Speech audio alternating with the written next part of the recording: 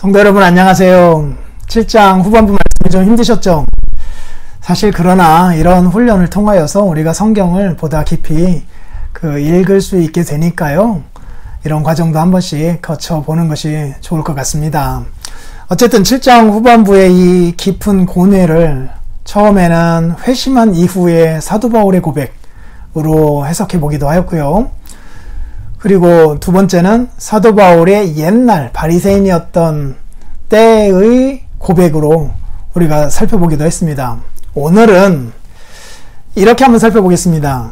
현재적으로 사도 바울이, 즉 회심한 사도 바울이 회심하기 전 자기가 살았던, 즉 율법으로 말미암아 살았던 바리새인으로서의 자신의 삶을 돌아보면서 지금 이 고백을 하고 있는 것으로 살피려고 해요. 다시 한번 정리합니다. 처음에는 회심한 이후 현재 죄와 씨름하면서 살아가는 사도 바울의 관점에서 본문의 말씀을 이해해 보려고 했고요. 두 번째는 회심하기 전 사울의 관점에서 본문의 말씀을 이해해 보려고 했습니다. 오늘은 회심하긴 하였지만 이후에 회심하기 전 자신의 상태를 돌아보면서 고백하고 있는 내용으로 살펴보려고 합니다. 사실요, 14절까지 이전에는 과거형으로 계속 나오다가 14절 이후부터는 현재형으로 나옵니다. 사실 이런 현재형 동사의 변화는 의미가 변화되고 있다라고 하는 것을 나타낼 뿐만 아니라 더더욱 사도 바울의 어떤 현재적인 고백이다라고 하는 사실을 강조하는 것이기도 하잖아요. 그래서 회심한 이후에 사도 바울이 현재적으로 과거에 자기가 율법에 열심이었던 때를 회상하면서 이런 고백을 하고 있는 것으로 해석할 수도 있어요. 그러면 이런 것이 됩니다. 이전에 율법에 자기는 흠이 없는 자라고 말했습니다. 바리새인 중에 바리새인이라고 말했어요. 어디에서도 내가 율법을 지키려고 했지만 잘 못 지켜가지고 그것 때문에 괴로웠다. 양심의 가책이 있었다. 이런 고백을 한 적이 없습니다. 정말 율법의 의로는 흠이 없었던 사람이요.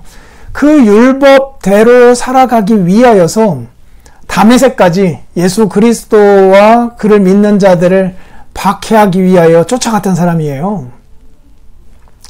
하나님을 위해서였던 것입니다. 율법에 입각하여서였어요.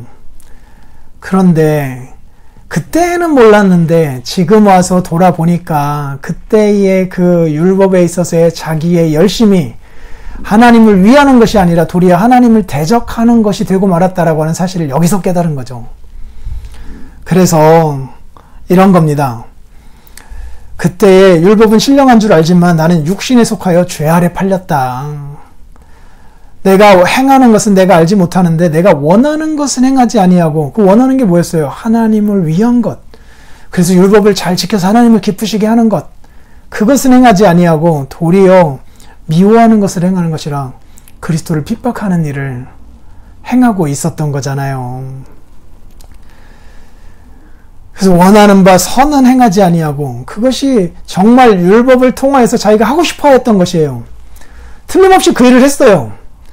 그래서 그리스도를 핍박하기까지 했습니다.